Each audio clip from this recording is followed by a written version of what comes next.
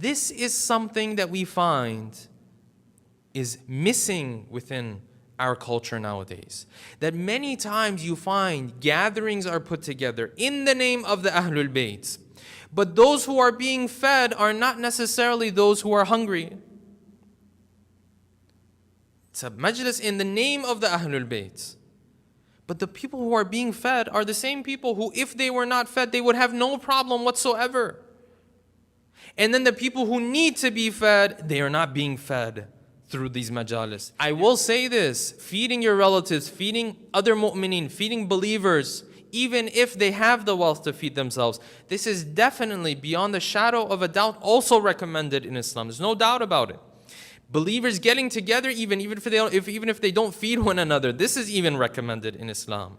But then imagine if this is recommended, imagine how much more it's recommended for me to call someone whom I might know or I might not know, but I feed him while he's hungry.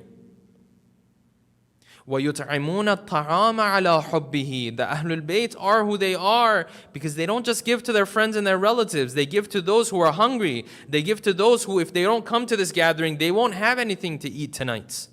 I have a gathering, alhamdulillah, my son is graduating, my children are getting married. Wonderful. You want to gather the believers. Wonderful. Allocate a budget from what you have allocated for your gathering. Take a portion of it and just leave it for those who are poor in the sense that they don't have food to eat.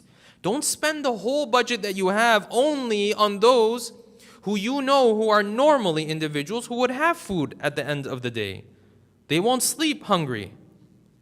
This is something you don't find, unfortunately. It is losing its emphasis within our cultures. It is losing its emphasis within our communities as a general concept. And this is something we have to pay attention to. Let my food be a little bit simpler and then allocate a budget. I include my friends, I include my relatives, but then I allocate a budget for those who don't have anything to eat.